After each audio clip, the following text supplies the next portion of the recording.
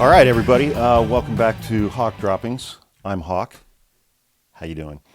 I'm recording this at about 3:45 on Sunday, July 22nd, or excuse me, 21st. It's been about 4 hours since Joe Biden announced that he is withdrawing from the 2024 presidential campaign. Shortly after that, he endorsed Kamala Harris for the position, which I'm grateful that he did. So now, well, let me back up for a second. Given that she has the endorsement of the sitting president of the United States, no other Democrats are going to challenge her. There will not be a brokered convention.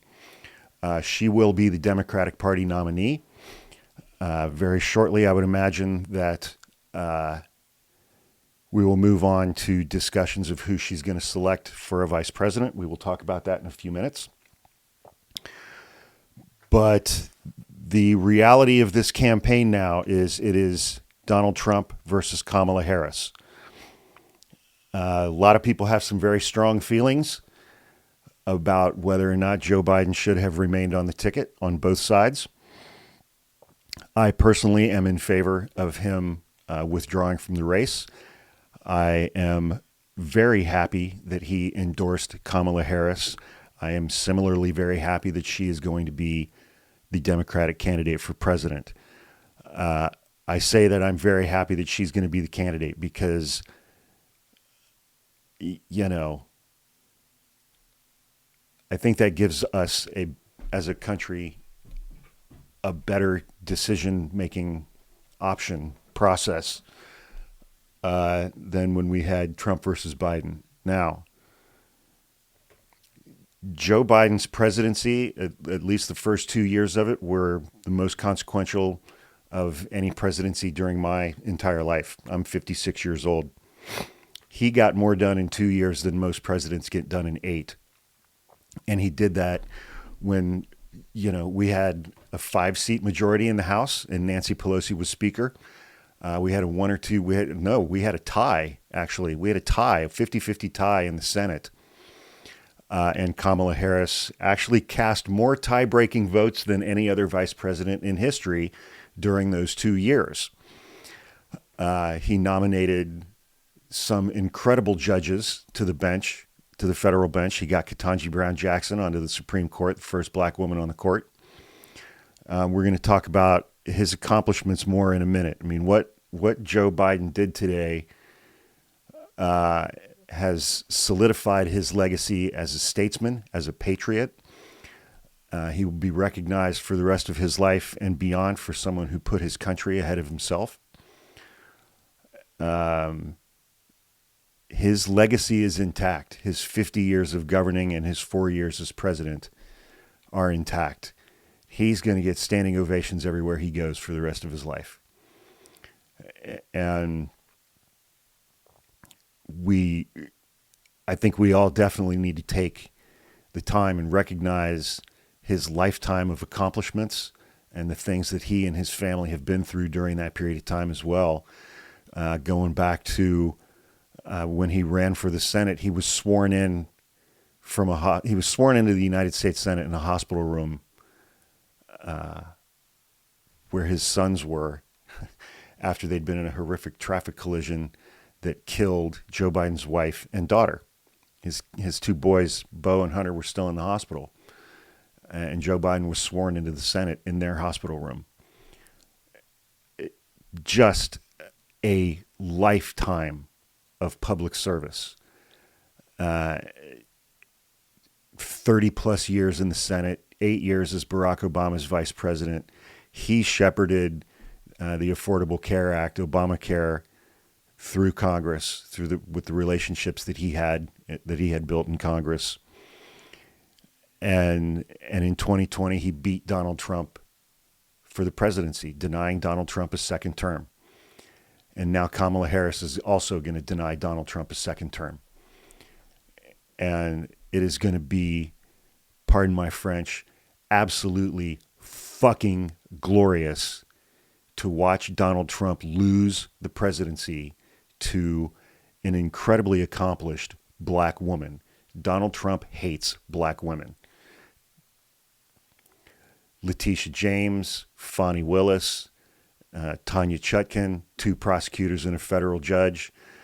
Letitia James got $650 million worth of judgments, fines, penalties, and interest against him for a decade's worth of fraud. Fani Willis brought the RICO case against him. Judge Tanya Chutkan is the federal judge in the January 6th case, which will go forward after Donald Trump loses in November. And not to mention the Manhattan prosecutor, Alvin Bragg, who is a black man who convicted Donald Trump on 34 felony counts. Donald Trump is a racist. He is a sexist. And it is going to be a thing of beauty watching him lose this election to Kamala Harris, on the one hand. On the other hand, I fully support Kamala Harris. I will get behind her candidacy. I'm very excited that there's a new generation. She's only 3 years older than me, I think. And I'm just, for the first time since 2022, I'm feeling hopeful about the 2024 election. Yeah, the last month has sucked. And it's a wonderful thing to be sitting here feeling hopeful again. I mean, it's barely been 3 weeks since the debate between Trump and Biden.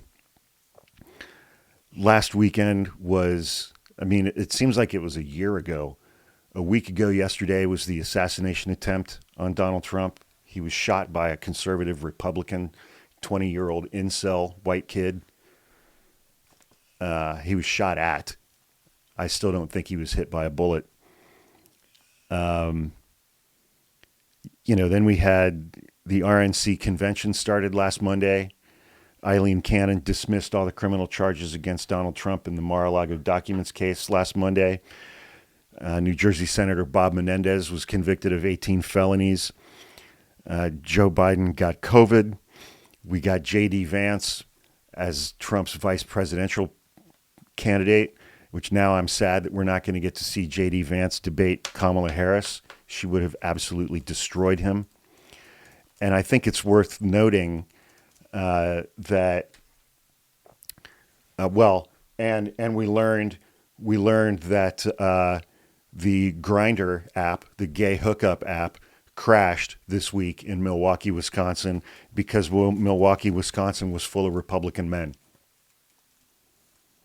Yeah, the last week has been a very long year as far as the campaign and news cycles go. But since the Dobbs decision came out in April or May of 2022, Kamala Harris has been the Biden administration's point person on the issue of reproductive rights and abortion rights. She is a former prosecutor. She has prosecuted that case very, very well. And my God, that is one of three Achilles heels that Donald Trump has in this campaign, the issue of abortion. Excuse me. The audio that is out there of him bragging about taking credit for overturning Roe versus Wade, and the fact that abortion rights are going to be on state ballot referendums in 14 or 15 states, most of them red states, in November, including Florida. The entire dynamic of this race just changed. The entire dynamic of this race just changed. Kamala Harris is a former prosecutor. She is a trial attorney. She has done trials. She knows how to prosecute a case. And she will be able to bring these arguments to Donald Trump's feet and throw them in his face. Next up, we have the second presidential debate in September. That's already booked. It's already on calendar. Will Donald Trump show up? Will Donald Trump show up for that debate?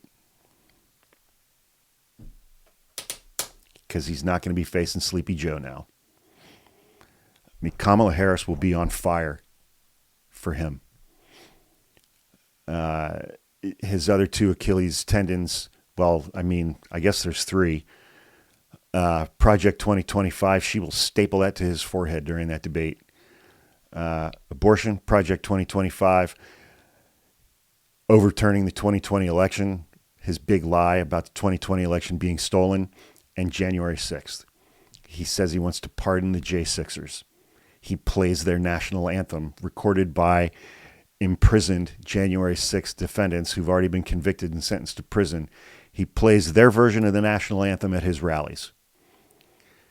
J6ers, the big lie, 2020 election was stolen, trying to overturn it. Abortion, Project 2025. Donald Trump is beatable. He is 100% beatable.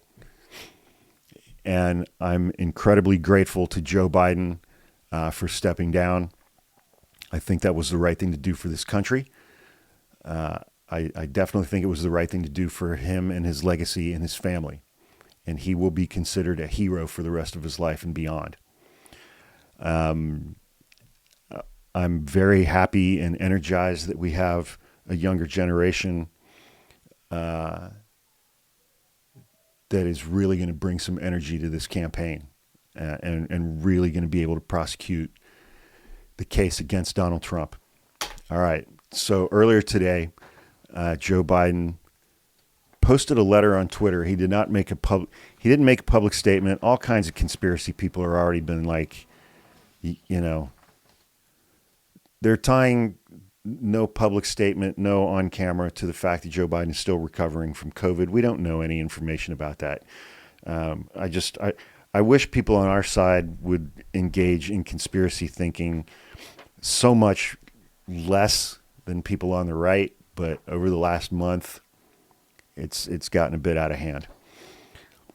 My fellow Americans, over the past 3.5 years, we have made great progress as a nation.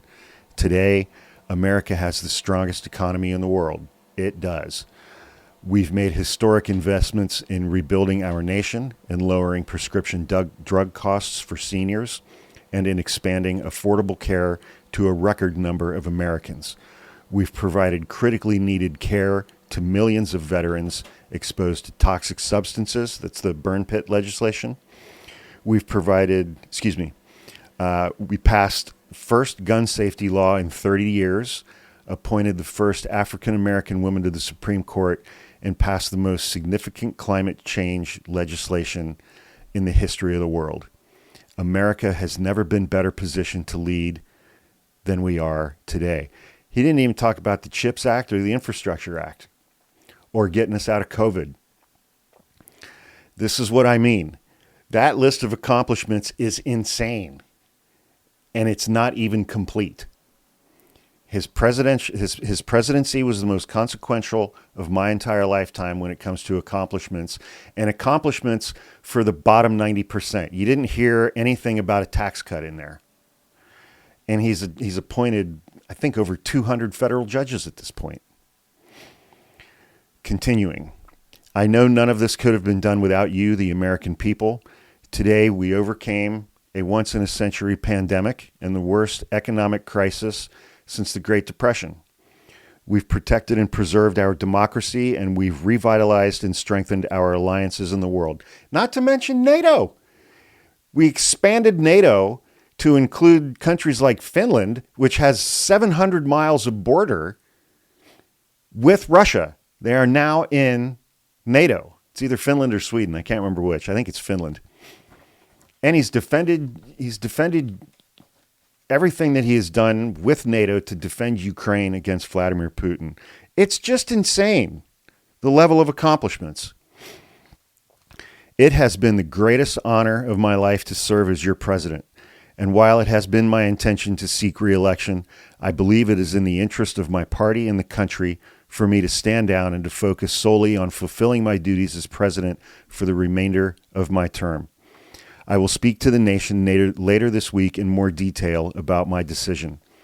For now, let me express my deepest gratitude to all those who have worked so hard to see me reelected. I want to thank Vice President Kamala Harris for being an extraordinary partner in all of this work. And let me express my heartfelt appreciation to the American people for the faith and trust you have placed in me. I believe today what I always have, that there is nothing America can't do when we do it together. We just have to remember we are the United States of America. Signed, Joe Biden. That's goosebumps, man. I mean, that's just goosebumps. When you consider this man's career and consider the incredible accomplishments that are listed in that letter, and it's not even a complete list. I mean,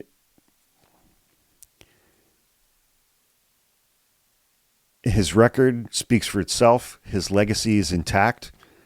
He's doing the right thing for the country. He's going to be viewed as a hero and a statesman for the rest of his life. And again, I know a lot of people have strong feelings about this. I've been blocked by several of my mutuals this week. That's neither here nor there. We're not getting into that in this podcast. I talked about it on my YouTube or my TikTok page. So then it came out after probably 20 minutes after he sent that letter. I was on a live with Legal Dad and Manda and Tom Powell Jr., and then he came across the news that he was endorsing Kamala Harris for president in the 2024 election, which I wholeheartedly support. I think that is the right thing to do. I'm very grateful and glad that he did it. Now, that does a couple of things. No Democrat is going to challenge her for this. There's not going to be primaries. There's not going to be a contested or an open convention. I know that there were a couple of members of Congress who put out videos, I think kind of fear-mongering that, we're going to have this brokered convention and it's going to last for days and days and days and days and days and days.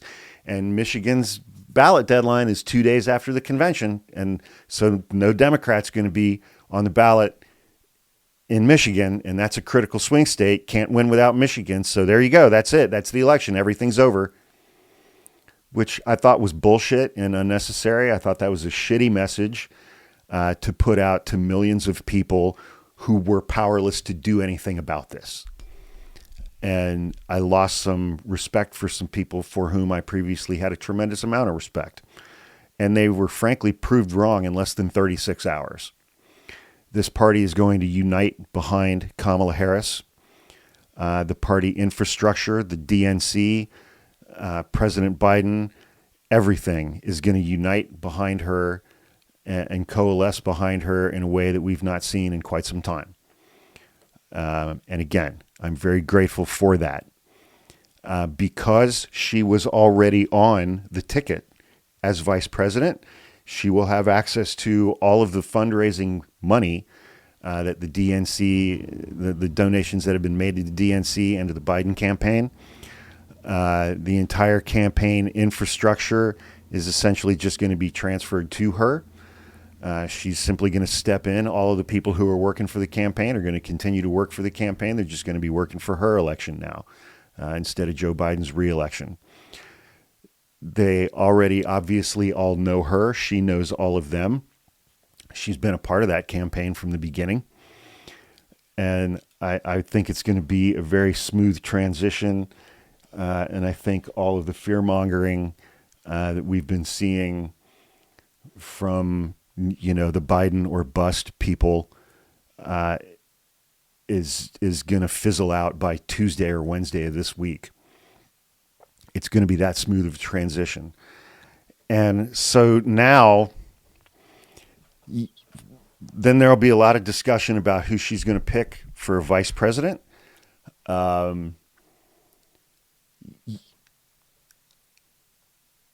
to phrase this. We all still live in the United States of America. And since the election of Donald Trump, during his first term, And during the almost 4 years that he's been in office, we've all seen, and going back to 2008 and 2012, when Barack Obama was elected and reelected. I mean, when it's always been amusing to me to hear people on the right say that Barack Obama was the most racist president we ever had, and that he caused the most racism that's ever happened in the United States. It's like these people have never been exposed to the history of this country, like, at all. And, and it's like that throughout that whole time, I was like, they're so close. They're so close. They're so close. You were always racist. It just took the election of a black man to the office of presidency for you to be willing to say it out loud in your everyday life repeatedly for 4 years. And then we had the audacity to reelect him. And then they really lost their mud. And the racist reaction of white America to Barack Obama being elected and then being reelected, which was just adding salt to the wound, was to turn around and elect a racist president, Donald Trump. And, fortunately, Joe Biden and his VP pick, Kamala Harris, shut the door on that in the 2020 election. And they shut the door on that quite effectively and quite forcefully. And, and then following that election, we had January 6th, and we had all of Donald Trump's efforts to try to overturn the 2020 election, which has resulted in dozens and dozens and dozens of felony indictments over multiple states for their fake elector schemes, the RICO case, all of that bullshit. All of that bullshit. And think about this compare and contrast. Last week, we just had the Republican National Convention. They nominated a man who was convicted of 34 felony counts less than 2 months ago. That is their nominee. On Wednesday night, former Trump economic advisor Peter Navarro, he got out of prison and went directly to the RNC where he had a primetime speaking spot. He was in prison for 4 months for defying a subpoena from the January 6th committee. Steve Bannon today begins his third week in prison. He's in prison for 4 months. Donald Trump's former campaign manager. His former campaign manager, Paul Manafort, went to prison. And on Friday, former Trump Organization CFO Alan Weisselberg was released from prison for the second time for felonies. This was his second time in prison. They are a party of felons and criminals. And now our nominee is a former prosecutor. I like that. I like that a lot. That is such a dramatic reframing of the campaign. It's insane. And, so let's talk about Kamala Harris for just a second here. Well, not just a second. She was born and raised in Oakland, California, right across the bay from where I'm at right now. And her first job was as an assistant prosecutor in the Alameda County District Attorney's Office. She started that job in 1990. And then she came over to San Francisco. She was elected the district attorney for the city and county of San Francisco.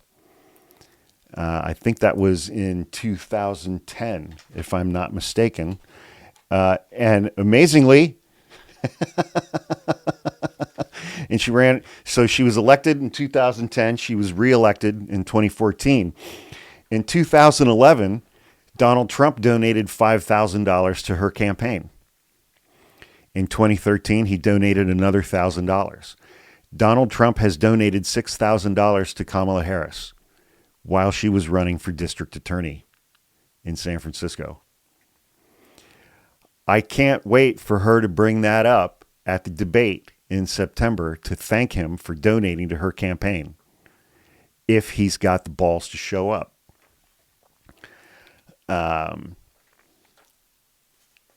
Or excuse me, those were her. Yeah.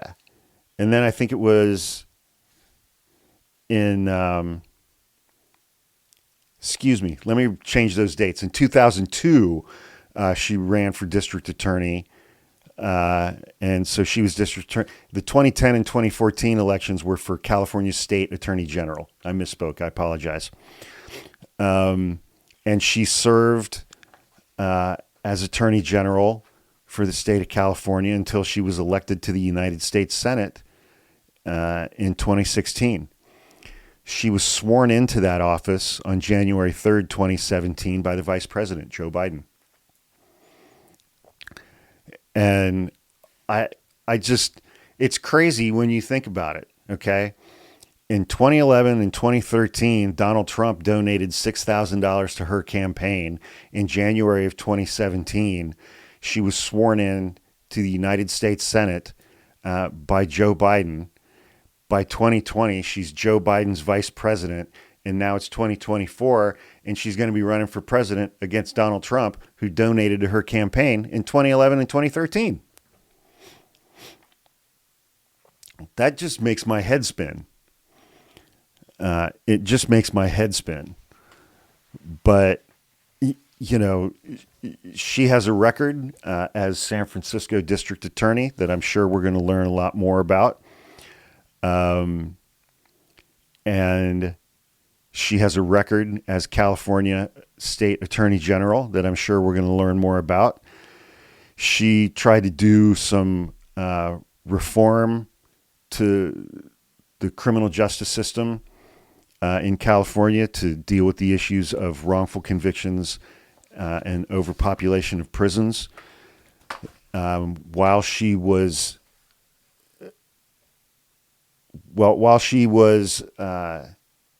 San Francisco Attorney General, that's when we had Prop 8, which was the ban on gay marriage statewide.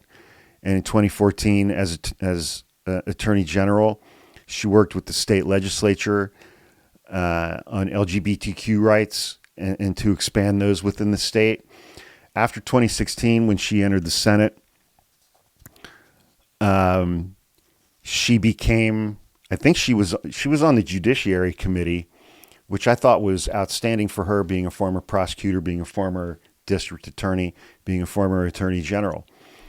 And she gained immediate attention for her, I mean, people will say her questioning of certain witnesses. She was cross-examining people. And I've talked about this a lot. When you're questioning someone, you're questioning a nominee, you know, you can ask them open-ended questions. Well, why did you do this? Or why did you do that? Or what happened next? When you are cross-examining someone, which is basically the main job of a prosecutor, is cross-examination.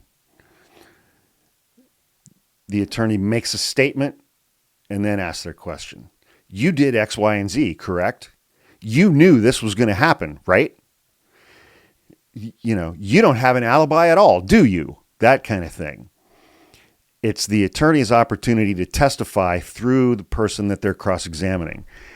And in June of 2017, she'd only been in there for 4 or 5 months. She was questioning Rod Rosenstein from Trump's DOJ. He was the deputy attorney general, over the role that he played in the firing of James Comey, the director of the FBI, the month before. And the prosecutorial nature of her questioning caused Senator John McCain and Senator Richard Burr, the committee chairman, both Republicans, to interrupt her and request that she be more respectful to the witness. A week later, she questioned Jeff Sessions, the attorney general, on the same topic. Sessions said her questioning made him nervous.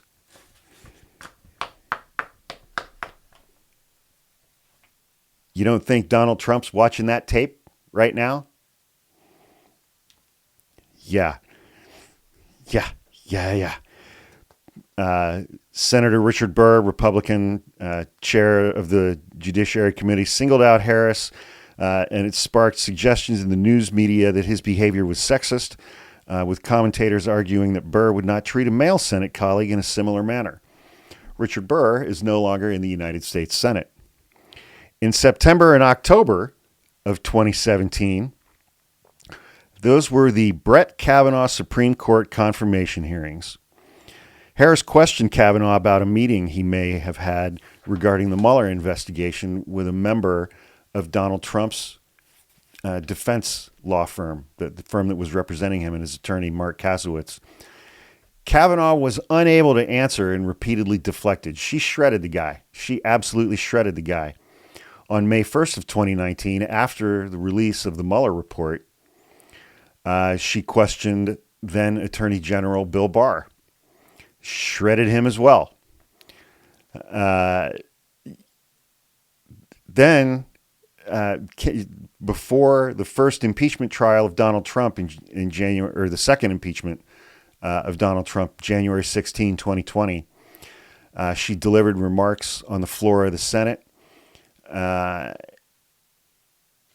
and went on to shred Donald Trump and voted in favor of convicting him on charges of abuse of power and obstruction of Congress. So it's like Donald Trump, he has game tape of Kamala Harris in the Senate cross-examining his appointees and shredding them. Rod Rosenstein, Bill Barr, Kavanaugh, Jeff Sessions. He has game tape that he is watching right now of her cross-examining the shit out of these people. And then she also voted to convict him in his impeachment trials.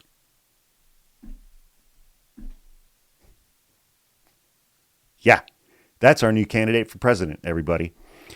And then she ran in 2020 with Joe Biden, and they beat Donald Trump. And she will beat him again. And she won. She was sworn in as the vice president of the United States of America. And then what happened? Well, then in April or May of 2022, the Supreme Court released their decision in the Dobbs case overturning Roe versus Wade.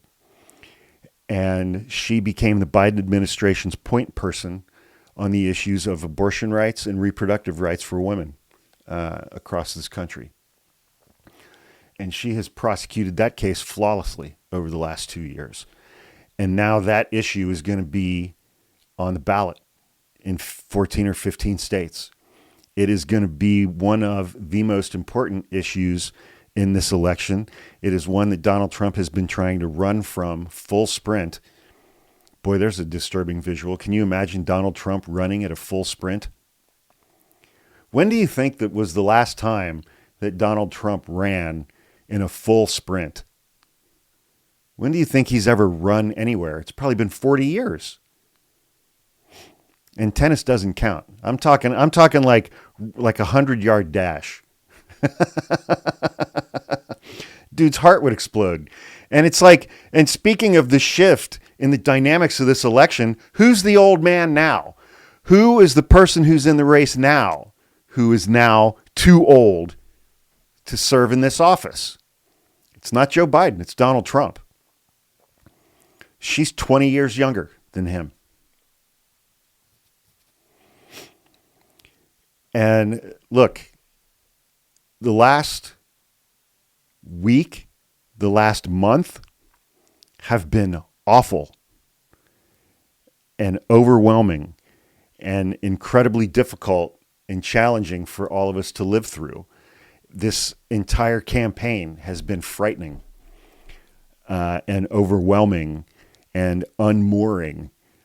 And, you know, it's like, I mean, it's been 6 months since my brother and I launched this podcast. And the very, very, very, very first episode of Hawk Droppings that I recorded in the middle of last December, I spoke for 50 minutes about Project 2025. That was our very first episode that we put up. And if you're hearing this, you can go back through the archives and find it. And now everybody, over the last 2 or 3 weeks, everybody is learning about Project 2025. And Donald Trump is sprinting as fast as he can away from abortion. He is sprinting as fast as he can away from Project 2025, even though his name appears in Project 2025 320 times. They wrote it for him. The Heritage Foundation wrote it for him. He's on tape taking credit for overturning Roe versus Wade. 31 of the 38 authors of Project 2025 were members of Donald Trump's first administration. They wrote it for him. And he tried to overturn the 2020 election, and he's still talking about pardoning the January 6th defendants who got violent at the Capitol. There is a cornucopia of issues out there using his own words on video that will kill his candidacy and kill his campaign. He cannot win this election. And now the Democratic side of the aisle has been absolutely revitalized and re-energized, and Joe Biden's going to go down in history as a hero and a patriot.